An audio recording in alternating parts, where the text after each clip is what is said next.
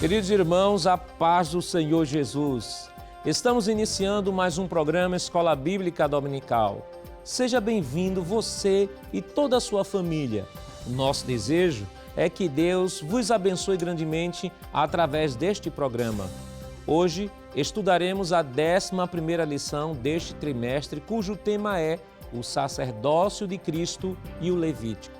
Nesta lição, veremos que a origem do ofício sacerdotal remonta a Melquisedeque, rei de Salém, e posteriormente a Arão, da família de Levi, no Antigo Testamento. A função sacerdotal restringia-se à tribo levita. Já no Novo Testamento, o Senhor Jesus no Calvário ergue-se como sumo sacerdote da ordem de Melquisedeque, superior à ordem de Arão. O sacerdócio levítico era imperfeito. Nele, os sacrifícios, o culto, as ofertas e a liturgia eram apenas sombra do verdadeiro sacerdócio a ser oficiado por nosso sumo sacerdote, que é perfeito, a saber, Cristo Jesus. Se você quer aprender sobre este importante assunto, então não saia daí. Continue conosco no seu programa Escola Bíblica Dominical.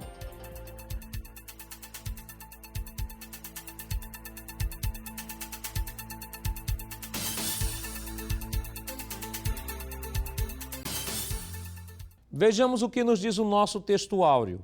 Porque nos convinha tal sumo sacerdote, santo, inocente, imaculado, separado dos pecadores e feito mais sublime que os céus. Hebreus, capítulo 7, versículo 26.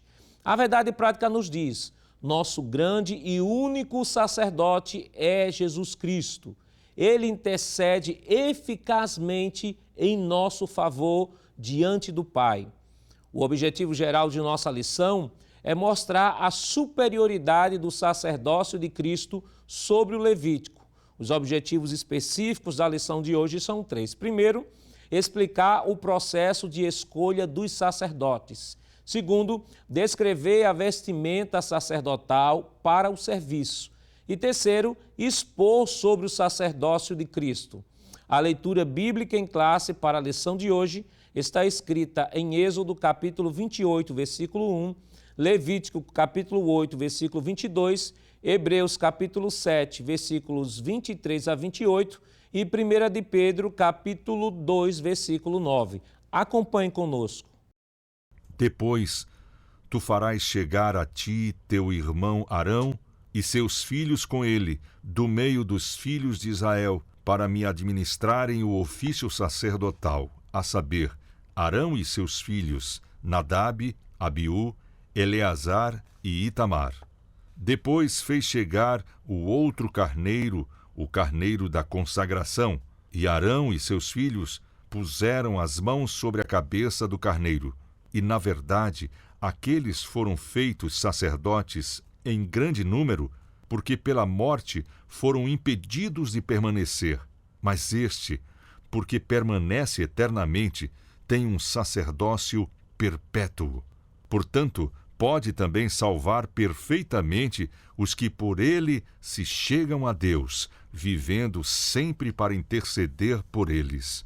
Porque vos convinha tal sumo sacerdote, santo, inocente, imaculado, separado dos pecadores e feito mais sublime do que os céus, que não necessitasse, como os sumos sacerdotes, de oferecer cada dia sacrifícios, primeiramente por seus próprios pecados e depois pelo do povo, porque isso fez ele uma vez, oferecendo-se a si mesmo, porque a lei constitui sumos sacerdotes a homens fracos, mas a palavra do juramento, que veio depois da lei, constitui ao Filho perfeito para sempre.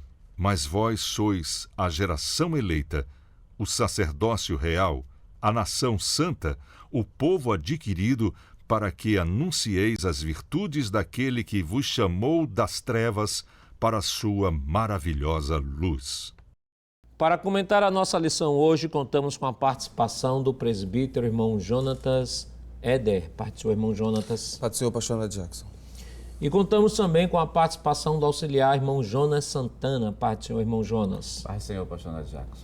Queridos irmãos, esta semana nós estamos estudando a lição de número 11, que tem como título o sacerdócio de Cristo e o Levítico. Semana passada nós aprendemos um pouco sobre o sistema de sacrifícios, os sacrifícios da expiação, os sacrifícios pacíficos.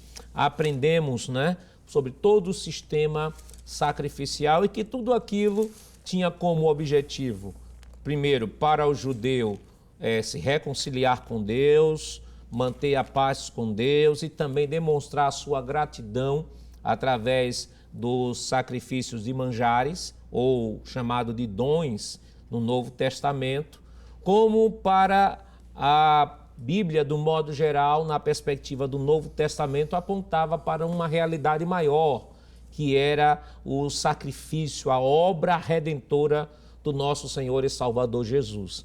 Aprendemos também lá que aqueles sacrifícios já não têm mais sentido para hoje, porque todo aquele sistema sacrificial apontava única e exclusivamente para o sacrifício superior a todos os sacrifícios, que foi a morte de Cristo na cruz no Calvário, e que a Bíblia vai mostrar que tudo aquilo era apenas sombra, a substância, a revelação maior veio por meio do nosso Senhor Jesus. E hoje nós estaremos aprendendo sobre o sacerdócio de Cristo e o Levítico.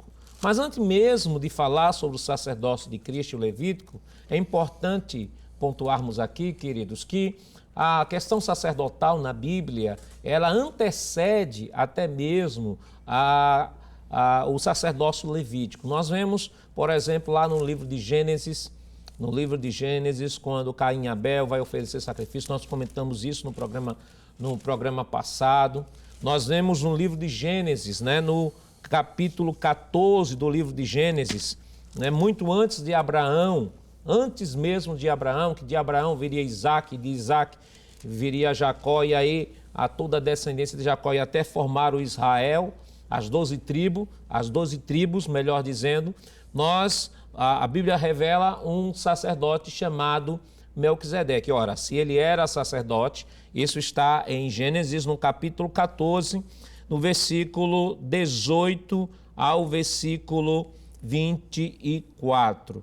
E o versículo 18 diz: E Melquisedeque, rei de Salém, trouxe pão e vinho, e era este sacerdote do Deus Altíssimo. Ora, se ele era sacerdote de uma comunidade.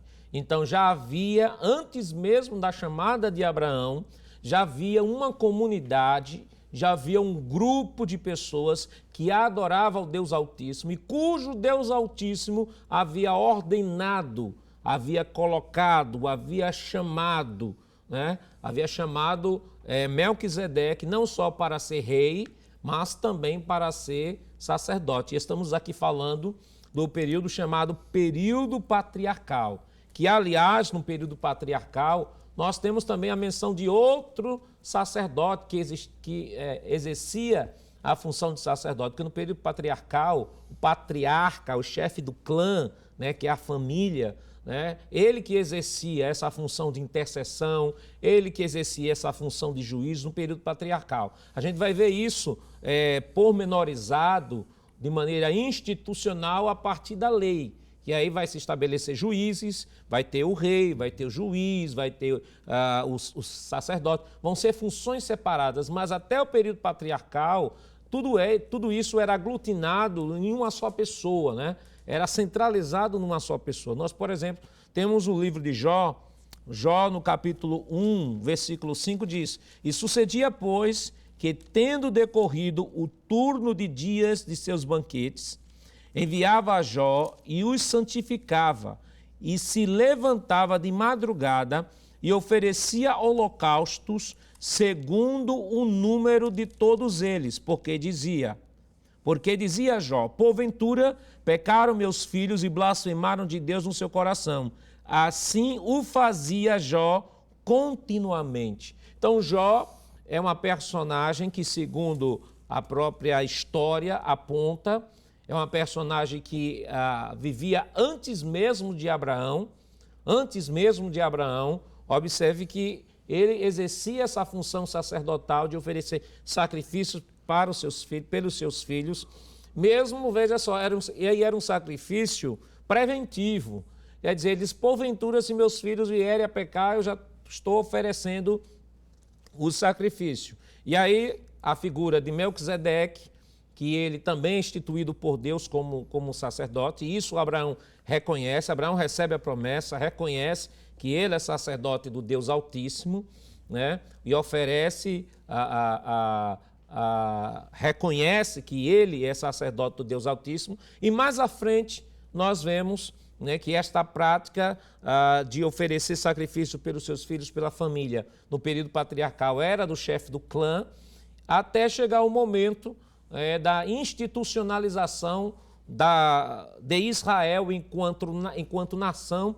Claro, nação que nós estamos falando aqui é uma terminologia bem comum hoje, bem moderna, mas podemos falar da civilização, é melhor. Civilização hebraica, para ser bem justo, né, ao período histórico em que eles viviam. A civilização hebraica, justamente chamando Moisés, tirando do Egito e aí fazendo a institucionalização. E ao institucionalizar, Deus vai e escolhe uma tribo, chamada tribo de Levi. Mas por que Deus escolheu a tribo de Levi? Nós vamos aprender hoje que toda essa questão da escolha da tribo de Levi, assim como Deus escolheu Melquisedeque, assim como escolheu Jó, irmão Jonatas, está diretamente ligado ao zelo que aquela tribo mostrou diante, né, daquele pecado do povo de Israel, que Moisés, ao descer do monte, se deparou com aquele bezerro de ouro e o povo estava desnudo, né, ali, e Moisés diz assim, olha, quem estiver do meu lado, venha para junto de mim. E a tribo de Levi veio para junto de Moisés, e assim Moisés ordenou que saíssem matando todos aqueles que haviam se profanado, adulterado contra Deus. E aí, é nesse momento que Deus escolhe essa tribo para exercer com fidelidade esse sacerdócio. Verdade, pastor e querido ouvinte, o pastor está citando o Êxodo 32, versos 25 a 29, quando, através desse zelo, Deus purifica o povo, não é? É um grupo de pessoas que, graças ao contato com a realidade da lei, vai observar que eles estão realmente errados e vão ficar, como o senhor disse, ao lado de Moisés. O professor deve ler esse texto em classe, tá bom? Êxodo 32, 25 a 29. Só que a gente também precisa entender que a realidade do povo de Israel foi bem desenhada, quando o pastor fala isso desde o princípio, e é importante também que isso seja feito para que se mostre como é importante, não é? Até porque o sacerdócio, como o senhor bem pontuou, ele inicia não com Arão, não é? Mas inicia muitos tempos antes, como o senhor citou, o próprio Jó e o Melquisedeque. Números capítulo 8, eu gostaria de ler essa referência, não é para falar ainda dos levitas, capítulo 8, versos 17 ao versículo de número 19. Abra sua Bíblia conosco em Números capítulo 8, versos 17 a 19, diz assim a palavra de Deus. Porque meu é todo primogênito entre os filhos de Israel, entre os homens e entre os animais, no dia em que na terra do Egito feri todo primogênito, os santifiquei para mim. E tomei os levitas em lugar de todo primogênito entre os filhos de Israel. E os levitas, dados a Arão e a seus filhos do meio dos filhos de Israel, tenho dado para exercerem o ministério dos filhos de Israel na tenda da congregação e para fazerem expiação pelos filhos de Israel, para que não haja praga entre os filhos de Israel, chegando-se os filhos de Israel ao santuário. Então, eu li até o verso 19, onde aponta para uma realidade dita por Deus em Êxodo 13, verso 1 e 2, antes do anjo passar, não é, a última chamada praga, onde vai morrer todo o primogênito. Deus santificou os primogênitos passam a ser dele, mas aqui Deus diz, em troca dos primogênitos, na realidade agora eu vou querer uma tribo inteira, que é os levitas, e eles não vão receber terra, mas vão viver para a glória de Deus. Não é? A gente poderia citar a descendência de Levi, não é? Gerson, Coate e Merari. Vão se tornar as tribos dos Gersonitas, Coatitas e Meraritas. A citação é Números capítulo 26, versículo 57. Irmão Jonas, o irmão Éder trabalhou aí a questão dos levitas que foram escolhidos por Deus e tal, e é justamente neste momento que Deus institucionalmente começa a separar dos levitas e os sacerdotes. Lembrando que todo sacerdote era levita, mas nem todo levita era sacerdote. Perfeito. Haviam levitas que eram cantores, haviam levitas que serviam um serviço braçal, por exemplo, eram levitas que limpavam o altar de sacrifício, que promovia a limpeza do pátio, da manutenção. Então, quando se fala de levita também tem um outro equívoco, que quando se fala de levita, tem pessoas que pensam, vai logo para o cântico, né? Fulano, eu sou levita. Só que levita, ele transita num sistema de atividades extenso, que vai desde o exercício do sacerdócio, passando pela questão do louvor e indo até a outra ponta, que é o serviço braçal mesmo, serviço braçal, que eles tinham participação até ser porteiro, né? Sim. Até ser porteiro, né? Quando dizia o salmista, né, do Salmo, salvo engano, 84, ele vai dizer assim, mais vale um dia na casa do Senhor do que 1000 em qualquer outro lugar. Glória e o termo ali no original eu prefiro ser porteiro na casa de Deus. Glória né? a Deus. O importante é estar na casa de Deus. Glória a Deus. Então, agora, os levitas, Deus escolhe, e agora ao escolher os levitas, dos levitas, Deus escolhe os sacerdotes. Perfeito. Tem um versículo que é o livro de Números, capítulo 18, e o versículo 6 e o versículo 7, pedir permissão do senhor para a gente ler, porque a tribo de Levi, como já foi mencionado aqui pelo senhor, pelo presbítero, irmão Jonatas, a tribo, ela foi uma tribo separada, tomada em local dos primogênitos, e dali essa tribo tem os gersonitas, os coatitas e os meraritas, né? A partir da descendência de Levi. Mas dentre esses aí, realmente surgem os sacerdotes. E esses sacerdotes são dados como dádiva. Aí, como o senhor mencionou, nem todo levita é sacerdote, mas para ser sacerdote, obrigatoriamente, tinha que ser levita. E Número capítulo 18 e versículo 6, diz assim um texto sagrado: E eu, eis que eu tenho tomado vossos irmãos, os levitas, do meio dos filhos de Israel, e a vós são dados em dádiva pelo Senhor, ou melhor, como presente, para administrar o ministério da tenda da congregação. Mas tu e teus filhos guardarei o vosso sacerdócio como um todo. Só parar por aqui para mencionar que os levitas foram separados por Deus, e eles, separados por Deus, e dentro dos levitas tem os sacerdotes. E os sacerdotes, por sua vez, eles vão representar o povo perante Deus. É muito curioso observar que o versículo 7 do capítulo 18 de Números, versículo 7, diz que isso é hereditário, né? Isso passa de geração para geração, coisa que já no Novo Testamento, depois fazendo a aplicação, já não é por questão familiar, né? Por chamada divina. Mas a chamada divina está aqui, a chamada para a tribo, a chamada para a tribo, dentro da tribo existe uma chamada para ser sacerdote, e dentro dos sacerdotes tem a chamada para ser o sumo sacerdote, mas tudo sobre a direção divina. Glória a Deus. Eles vão representar o homem perante Deus. E que a gente observa aí que já há uma diversidade. De atividades, já uma diversidade de trabalhos, né? Mesmo sendo levitas, mas cada um tem uma atividade específica, né? Uns vão ser sacerdotes, outros vão trabalhar no serviço braçal, outros vão ser cantores, outros vão ser regentes, eles vão chamar para ser regente. E aí a gente já pode ver pelo menos um modelo, vamos que dizer assim, um modelo bem básico do que seria aquilo que Deus iria implantar quando constituísse o seu corpo, que é a igreja, né?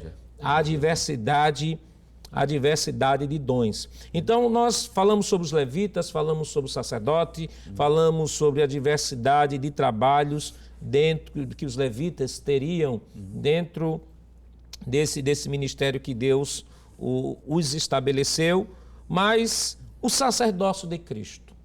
Qual a origem do sacerdócio de Cristo? Cristo poderia ser sacerdote, segundo a ordem arônica, mas isso, é claro, nós estaremos respondendo depois do nosso rápido intervalo. Voltamos já.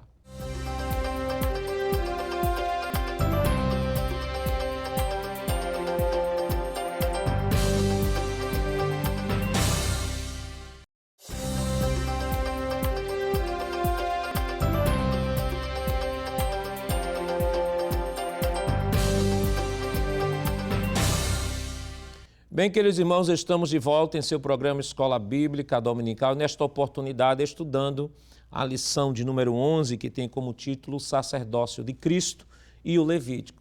No bloco passado, nós comentamos um pouco sobre a história do sacerdócio no Antigo Testamento, falamos de Melquisedeque, falamos de Jó, falamos dos patriarcas que exerciam essa função. Depois falamos sobre a institucionalização do sacerdócio a partir da formação do povo de Israel. Deus escolhe a tribo de Levi porque foi zelosa em relação àquele bezerro de ouro, né, e é nesse momento que Moisés quebra as tábuas. Isso aí você pode ver em Êxodo no capítulo 32, pode ler todo o capítulo. E comentamos um pouco sobre os levitas, de modo geral, o sacerdócio, e mostrando que dentro dos levitas havia uma diversidade de atividades. Nem todo sacerdote era levita, mas nem todo levita era sacerdote. Então nós temos os levitas cantores, nós temos os levitas que faziam serviços braçais, mas ficamos, irmão Jonatas, de comentar sobre o sumo sacerdote. O que é que a gente pode comentar sobre o sumo sacerdote dentro agora dessa ordem sacerdotal arônica? Muito bem, pastor. É importante pontuar isso porque era um único, né? Seria o chefe do clã da família de Arão, né? Descendente direto de Arão. E nós estudamos um pouquinho sobre isso na lição de número 9, quando a gente falou da vara que floresce. Sim. Né? Deus estava apontando para a realidade lá. Ele é chamado de o grande sacerdote, né? Kohen Gadol em hebraico. E a ideia é daquela pessoa que vai oferecer, pastor, o sacrifício no dia do Yom Kippur, diante de Deus, né? Levar o sacrifício, espagir um pouquinho do sangue diante do propiciatório para que a glória de Deus apareça. Então ele é a figura que representa o povo diante de Deus. Ele é aquele que leva o sacrifício diante de Deus e Deus propicia, né, em cima do propiciatório a sua glória e recebe o sacrifício. É o dia do perdão.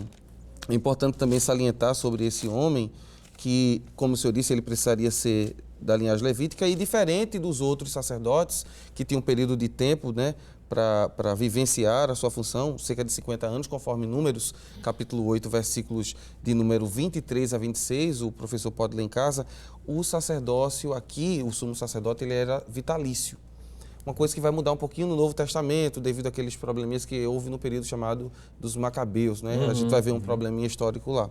Esse homem de Deus, ele portava 2 pedras, né, na sua roupa, chamada Urim e Tumim, que era utilizado para consultar a Deus. Você pode ver isso em Êxodo 28, verso 15 a 30, não é? Toda a história daquela roupa bela em cima do peitoral. Ele tinha uma roupa bem mais resplandecente que o comum, mas era o homem, pastor, que levava o pedido do povo de perdão diante de Deus.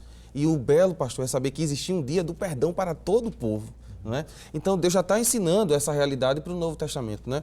Que um dia haveria sim um pagamento de uma dívida que seria plena. Esse sacrifício precisaria ser repetido várias vezes, mas quando Cristo veio, graças a Deus, foi pago. Ele não era somente o sumo sacerdote, mas também a própria oferta e resolveu o problema do pecado. É interessante que o sacrifício era extensivo a todo o povo, sim, né? pastor. Sim. Que isso já era uma sombra daquilo que haveria de vir. Sim, pastor. E em 1 João, no capítulo 2, versículo 2, diz o seguinte, falando sobre Cristo: Ele é a propiciação pelos nossos pecados, e não somente nossos, mas também pelos pecados de todo o mundo. Ou seja, no Antigo Testamento, o dia do perdão não era apenas algumas pessoas que eram perdoadas, era um universo de pessoas que eram perdoadas. E aqui João faz a aplicação dizendo, Jesus não morreu apenas pela igreja. Glória a Deus. Jesus morreu, o sacrifício de Cristo é extensivo, não é restrito. Né? O sacrifício de Cristo é abrangente a todo o mundo, né, irmão Jonas? Perfeito, pastor. E pedir permissão ao senhor para a gente ler alguns versículos mostrando Pois não. que essa extensão, Isso. né? Essa extensão do sacrifício de Cristo tem vários, mas pelo E é menos importante você, professor, estar aí com o seu caderninho, né? É importante todo professor, quando estiver assistindo o programa da Escola Dominical, pegue seu caderno de anotação, pegue sua Bíblia, revista de Escola Dominical e saia anotando as referências bíblicas, vá se municiando de informações para que você possa passar o assunto com segurança para o seu aluno. Principalmente, né, esta lição que está falando, em essência, da obra redentora de Cristo, tipificada aqui no tabernáculo, mas que aponta exclusivamente cada detalhe para o sacrifício de Cristo, para a obra redentora de Cristo na cruz no Calvário. Mas que texto, irmão Jonas, a gente pode ainda mais corroborar com essa verdade de que o sacrifício de Cristo foi extensivo a todo mundo? Nós temos alguns. 1 Timóteo, primeira epístola a Timóteo, capítulo 2 e o versículo número 6. Ou melhor, começando logo pelo 5, porque coloca Jesus como sendo mediador, já que estamos falando de sacerdote. Né? Perfeito. Porque há um só Deus, versículo 5, e um só mediador entre Deus e os homens, Jesus Cristo homem, o qual se deu a si mesmo em preço de redenção por todos, para servir de testemunho a seu tempo. É bom mencionar que todos aqui não está se referindo, né? Grupo seleto, a um né? grupo seleto, a uma parte não, está se referindo a todos. Outro versículo muito interessante que é Tito capítulo 2 e o versículo número 11, mais uma vez aparece a palavra todos, porque a graça de Deus se há manifestado, trazendo salvação a todos os homens. Aqui Novamente todos. Todos, e aqui não há como se confundir todos como grupo E aí particular. não tem nada a ver de todos os eleitos. Não, a palavra aí é genérica, é todos. Ainda temos, pastor, outro texto que é Romanos capítulo 5 e versículo 6. Porque Cristo, estando nós ainda fracos, morreu a seu tempo pelos ímpios. Pelos ímpios. Repita aí de novo, por favor, irmão Jonas, esse texto. Capítulo 5 de Romanos e versículo 6. Porque Cristo, estando nós ainda fracos, morreu a seu tempo pelos ímpios. Pelos ímpios, não foi pelos eleitos. Nesse capítulo ainda tem um Pelos versículo ímpios. 18 que corrobora com esse pensamento. Versículo 18 do capítulo 5. Pois assim como por uma só ofensa veio o juízo sobre todos os homens para a condenação, assim também por um só ato de justiça veio a graça sobre todos os homens para a justificação da fé. E ainda corroborando com o pensamento do professor Jonas, Atos 17, versículo 30, diz assim o apóstolo Paulo: mas Deus, não tendo em conta os tempos da ignorância, anuncia agora a todos os homens em todo lugar que se arrependam, fora o textual da Bíblia, né? João 13,16, que está claro lá, né? Deus amou o mundo inteiro, que deu o seu Filho unigênito, né? Para que todo aquele que nele crê não pereça, mas tenha vida eterna. João capítulo 1 e versículo 29, que tantas vezes vem aparecendo durante esse trimestre, sim, né? isso. No dia seguinte, João viu a Jesus que vinha para ele e disse: eis o Cordeiro de Deus que tira o pecado do mundo. Glória a Deus. Então, irmãos, não há como contestar de que o sacrifício de Cristo, ele foi extensivo a toda a humanidade. Agora, claro que por cada indivíduo poder exercer o seu livre-arbítrio, cabe a ele aceitar ou rejeitar essa oferta da graça. Sim, senhor. Né? Aceitar ou rejeitar. Agora, não se sustenta em nenhum lugar na Bíblia de que Cristo tenha morrido apenas pelos eleitos. E pegar estes textos que foram aqui mencionados e substituir a palavra todos por eleito. Isso é uma que nós chamamos de exegese. É quando você quer colocar o seu pensamento dentro da Bíblia. Mas nós praticamos de maneira honesta a exegese, ou seja, nós esperamos que o texto nos diga aquilo que ele quer dizer. Então não adianta fazer malabarismos hermenêuticos para tentar provar um pensamento que não se sustenta nas Escrituras. E sim, se sustenta apenas na tradição. A tradição sustenta esse pensamento e aí a tradição pela tradição vai estar sempre respeitando e vendo o fulano de tal da tradição como princípio de autoridade inconteste, mas quem tem o princípio de autoridade inconteste é as Escrituras. Glória a Deus. As Escrituras, ela é infalível, inerrante palavra de Deus. Mas, irmão Jonatas, vamos agora falar sobre o sacerdócio de Cristo, né? O texto do Salmo 110, ele nos traz uma informação bem interessante. E é importante, professor, que você esteja folheando sua Bíblia, folheie sua Bíblia no momento que estiver ensinando em sala de aula. É importante porque a gente não ensina apenas por aquilo que a gente fala, a gente ensina por aquilo que a gente faz e muito mais por aquilo que nós fazemos, né? Então, o Salmo de número 110, verso 1 diz assim: Disse o Senhor a meu Senhor, assenta-te à minha mão direita, até que eu ponha os teus inimigos sobre o escabelo dos teus pés. E o Senhor enviará o cetro da tua fortaleza, dizendo: domina do meio dos teus inimigos. O versículo 3 e 4 que são importantes, que diz o seguinte: o teu povo se apresentará voluntariamente no dia do teu poder, com santos ornamentos, como vindo do próprio seio da alva será o orvalho da tua mocidade. E o quarto: jurou o Senhor e não se arrependerá. Tu és um sacerdote eterno, segundo a ordem de Melquisedeque. Então, irmão Jonatas, o Salmo já profetizava que o sacerdócio de Cristo, não era um sacerdócio que seria interrompido pela morte como os demais sacerdotes. E aqui nós chamamos a atenção do professor que será importantíssimo que o professor possa ler capítulo 7 e o capítulo 8 do livro de Hebreus. Perfeito. Aí estará todo o fundamento, ou todo esclarecimento, onde o escritor aos Hebreus vai fazer a comparação sobre o sacerdócio de Cristo e sobre a questão da aliança. Então, é importante que o professor, antes de ministrar sua aula, dê uma lida lá no capítulo 7 do livro de Hebreus e no capítulo 8 do livro de Hebreus, para que você possa se municiar de mais informações para expor a sua lição com mais segurança. Então, irmão Jonatas, Salmo 110 já mostrava que o sacerdócio de Cristo seria diferente de todos os sacerdócios. Graças a Deus por isso, né? Porque como o senhor havia mencionado na sua fala, pastor, o senhor disse assim que os sacerdotes eram interrompidos pela morte. E isso é um grave problema, porque morreu o sacerdote e agora? Aí tem que se levantar uma outra pessoa que novamente se colocaria como alguém para falar com Deus, não é? O sacerdócio de Arão, capítulo 5 e capítulo 6 de Hebreus, que o autor da Epístola aos Hebreus entendeu bem isso, né? Essa leitura que o senhor fez do Salmo 110, verso 4. Essa realidade de que o sacerdócio que o Messias viria a executar seria um sacerdócio muito superior e não de acordo com a origem sacerdotal de Arão, não é?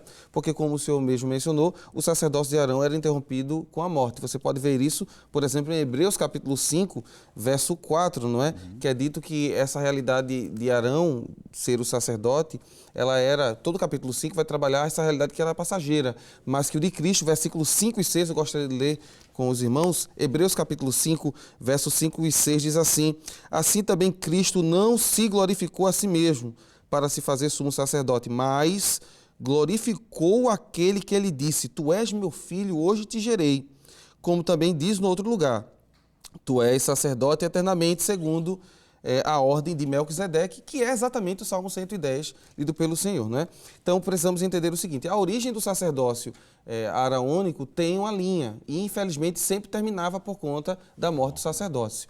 O sacerdote de Cristo, o sacerdócio de Cristo, não terminaria, porque o personagem que nós mencionamos no primeiro bloco, ele aparece e desaparece. Desta maneira, nós podemos identificar que o poder que seria emanado em Cristo, né, através do sacrifício, não seria de uma ordem normal, mas seria de algo do próprio Deus, como está descrito, por exemplo, em Hebreus capítulo 5, verso 10, pastor.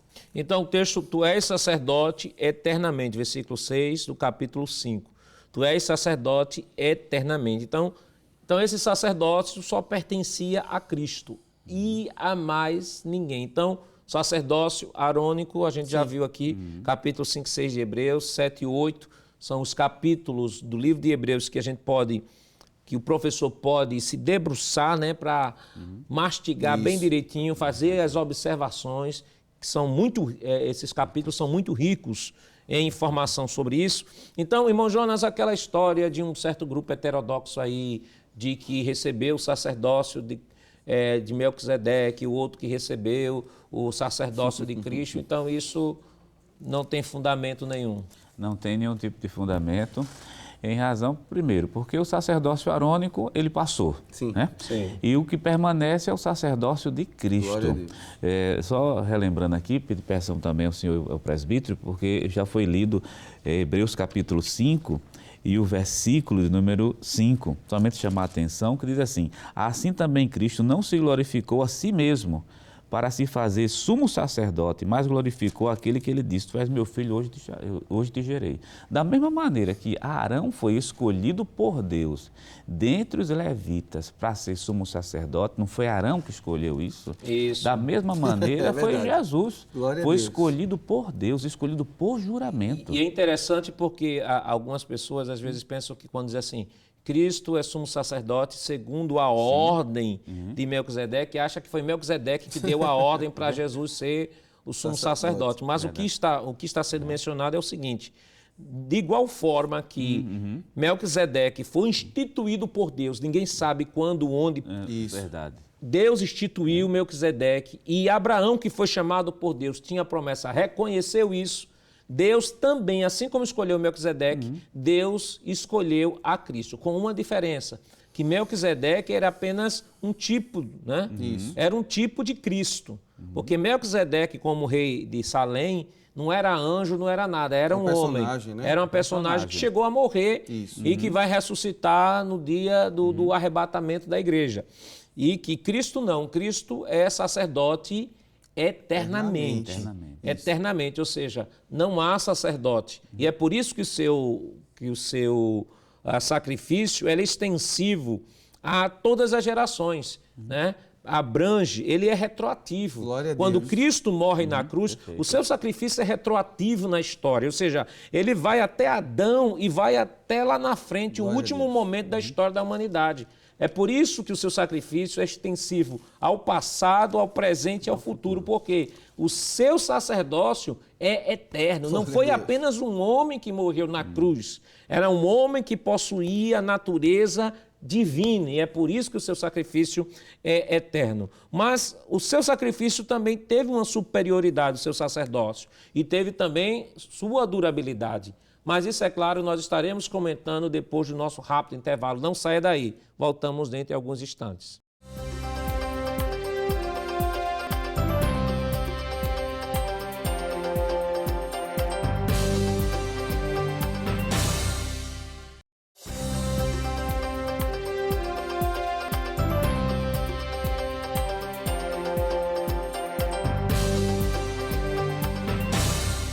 Queridos irmãos, estamos de volta em seu programa Escola Bíblica Dominical, nesta oportunidade, estudando a lição de número 11, que tem como título O Sacerdócio de Cristo e o Levítico.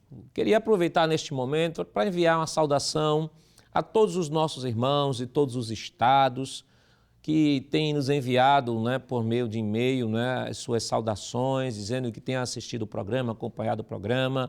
Os irmãos de outros países, os nossos missionários, né, no campo missionário, nós temos conhecimento que os irmãos têm acompanhado também o programa Escola Bíblica Dominical. Vai aqui a nossa saudação. Estamos orando por vocês, para que vocês continuem aí desenvolvendo o trabalho maravilhoso, né, o trabalho missionário. Estamos segurando a corda aqui, orando para que a bênção de Deus continue sendo derramada sobre o vosso trabalho. E as pessoas não evangélicas, né, que têm nos acompanhado, nós queremos convidar você a participar da Escola Bíblica Dominical, todos os domingos pela manhã. Procure uma igreja, a Assembleia de Deus mais próximo da sua casa, sob a presidência do pastor Ailton José Alves. Procure, com certeza você será bem acolhido, você será bem recepcionado, você terá uma sala específica para a sua faixa etária, onde estará sendo abordado um tema bíblico.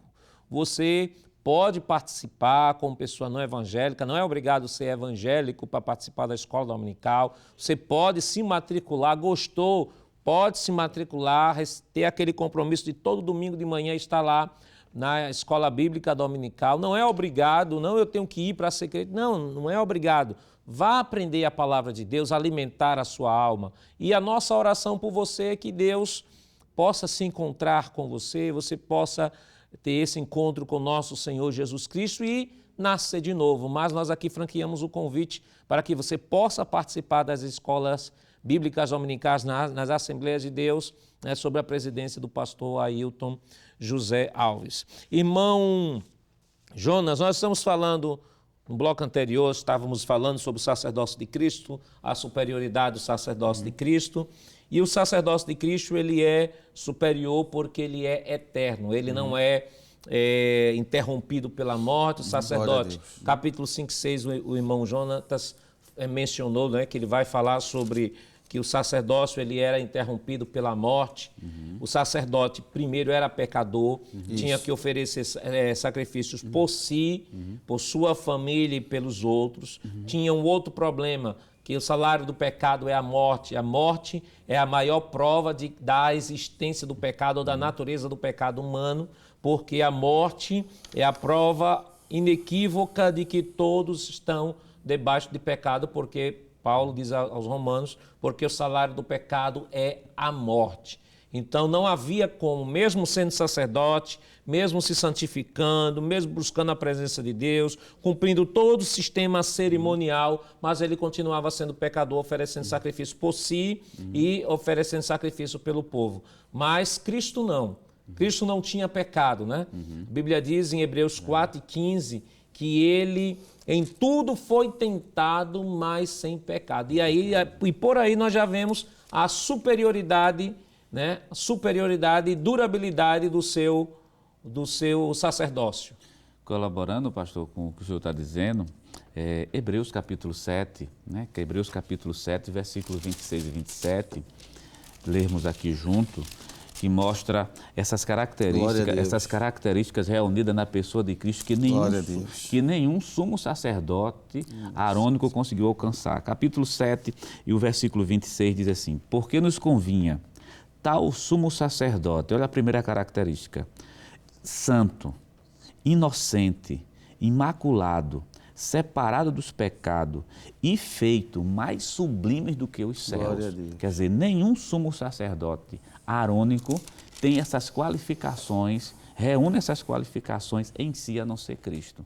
Então, a partir daí, a gente já começa a perceber, Jesus, enquanto sumo sacerdote, é superior. E interessante que o próprio texto vai dizer que ele é mais sublime do que o próprio céu, aonde ele mesmo entrou, como está no capítulo 9 de Hebreus, e versículo 24, porque Cristo não entrou num santuário feito por mãos, figura do verdadeiro, porém no mesmo céu, para agora comparecer por nós perante a face de Deus. Quer dizer, entrou no céu, ele sendo mais sublime do que os céus, mostra a sua superioridade. Ele é o sacrifício, ele é o sumo sacerdote, entrou no céu e intercede por nós. E o verso 27 diz assim, ó, aí o senhor falou no versículo 26, né? Separado dos pecadores e feito mais sublime que os céus. Aí o verso 27 continua. Que não necessitasse, como os sumos sacerdotes, de oferecer cada dia sacrifícios, primeiramente por seus próprios pecados e depois pelos do povo. Porque isso fez ele uma vez, oferecendo-se a si mesmo. Aí, versículo 28, porque a lei constitui sumos sacerdotes a homens fracos, mas a palavra do juramento que veio depois da lei constitui ao Filho perfeito para sempre. Então, observe, o juramento, aquele texto que nós citamos lá do Salmo 110, versículo 4, observe, ele diz que a lei constitui sumos sacerdotes a homens fracos, homens sujeitos a falhas, sujeitos a pecados. Nós comentamos, quando falamos sobre o sistema sacrificial, que não existia nenhum elemento dentro da raça humana que pudesse satisfazer a necessidade da justiça de Deus, e aí se pegou um animal que estaria dentro dessas qualificações. Santo, porque o animal não tem sentido de existência, não tem consciência, seria santo. Inocente, imaculado, separado dos pecadores, porque um animal não tem pecado, não tem consciência, não tem sentido de existência. Então, o elemento que mais se aproximaria para aplacar a justiça, para satisfazer a justiça de Deus e aplacar a ira de Deus, era um animal. Mas um animal, a ofensa não foi feita por um animal, a ofensa foi feita pelo próprio homem. Isso. Então, Paulo, em Romanos, no capítulo 5, ele vai mostrar que a ofensa ela veio por um homem, né, mas o perdão também veio por outro homem. E aí, Paulo, metaforicamente, ele vai dizer em Romanos, no capítulo 5, abra sua Bíblia, professor, Escola Bíblica Dominical, é bom estar folheando a Bíblia, não apenas ouvindo o que está sendo abordado, mas também folheando, né, verificando se aquilo que está sendo dito realmente confere com aquilo que está sendo citado. Aí você pega aí Romanos capítulo 5, a partir do versículo 12, que o apóstolo Paulo vai fazer aí uma comparação entre Cristo e Adão, e vai chamar a Cristo do segundo Adão. Ele diz que o seguinte, versículo 12, pelo que por um homem entrou o pecado no mundo, e pelo pecado a morte, assim também a morte passou a todos os homens, por isso todos pecaram. Está falando de quem? Está falando de Adão. Porque até a lei estava o pecado no mundo, mas o pecado não é imputado não havendo lei. No entanto, a morte reinou desde Adão até Moisés, até sobre aqueles que não pecaram, à semelhança da transgressão de Adão, o qual é a figura daquele que havia de vir. Mas não é assim um dom gratuito de Deus como ofensa. Se pela ofensa de um morreram muitos, muito mais a graça de Deus e o dom pela graça que é de um só homem, Jesus Cristo, abundou sobre muitos. E aí o capítulo, versículo 15 até o versículo 21, você pode ler em casa, o tempo já não permite nós lermos, você pode ler em casa onde o Paulo vai dizer assim, ó, Adão, na sua condição, era santo, era puro, não era pecador. Foi testado com a árvore da ciência do bem e do mal. E aí não resistiu, pecou. Jesus veio na condição de Adão, porque para corrigir a ofensa de um homem, teria que ser outro homem que na mesma condição de Adão fosse submetido à tentação e contrário a Adão, que foi tentado e pecou, ao contrário de Adão, fosse tentado e obedecesse, para que no mérito deste homem que obedeceu Jesus, toda a raça humana pudesse ser salva. É por isso que o escritor aos Hebreus, no capítulo 10, versículo 19, Hebreus capítulo 10,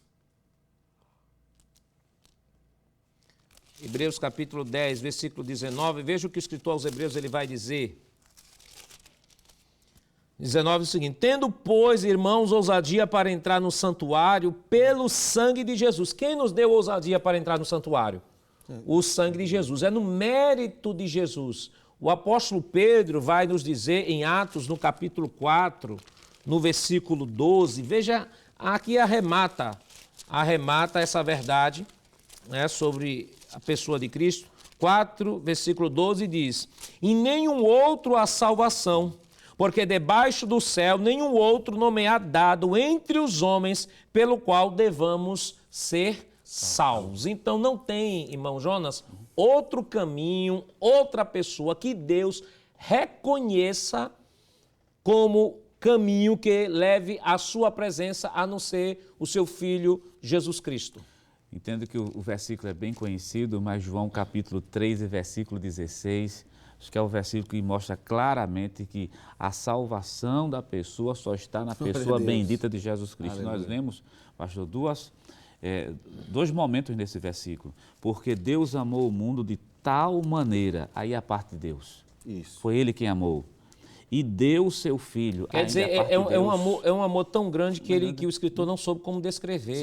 Ele diz assim, Deus amou o mundo não dá pra de mensurar. tal maneira, não dá.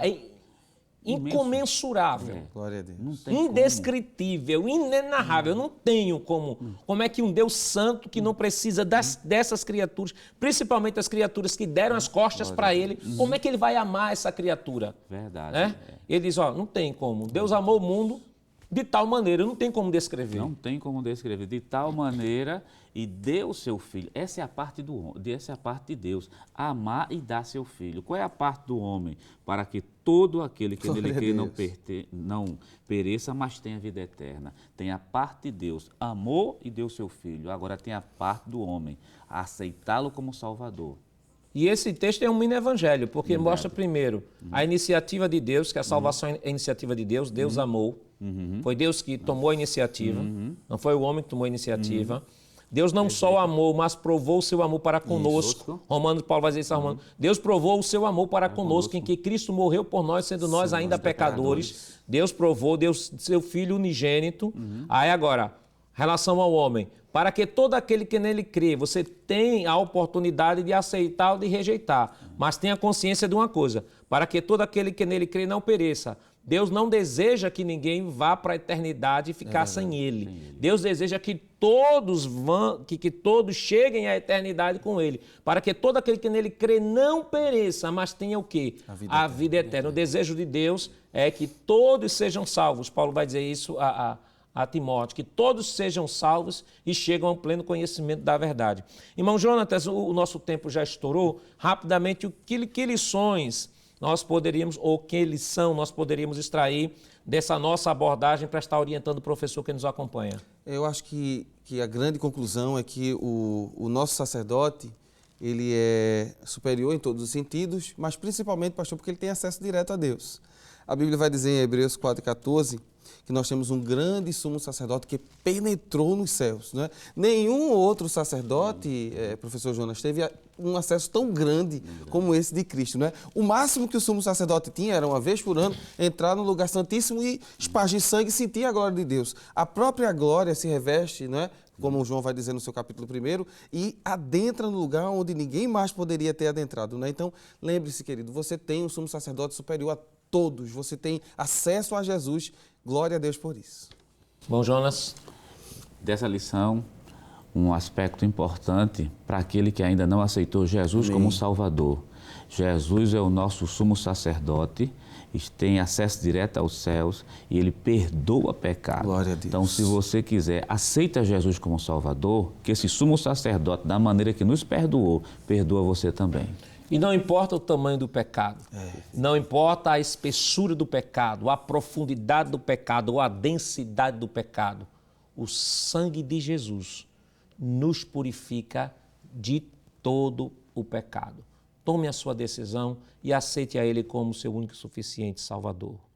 Portanto, querido professor e amigo, aprendemos nesta lição que o Senhor nomeou Arão e seus descendentes para exercerem o sacerdócio, o que, na verdade, é uma figura do eterno e perfeito sacerdócio de Cristo, o qual, através do seu sacrifício, nos abriu o caminho de acesso a Deus, tornando cada salvo um sacerdote. Que Deus continue lhe abençoando em nome de Jesus. Queridos irmãos, depois desta lição tão maravilhosa, vamos orar ao Senhor, pedir a sua bênção toda especial em favor de todos aqueles que estão nos acompanhando neste momento. Irmão Jonas, vamos orar?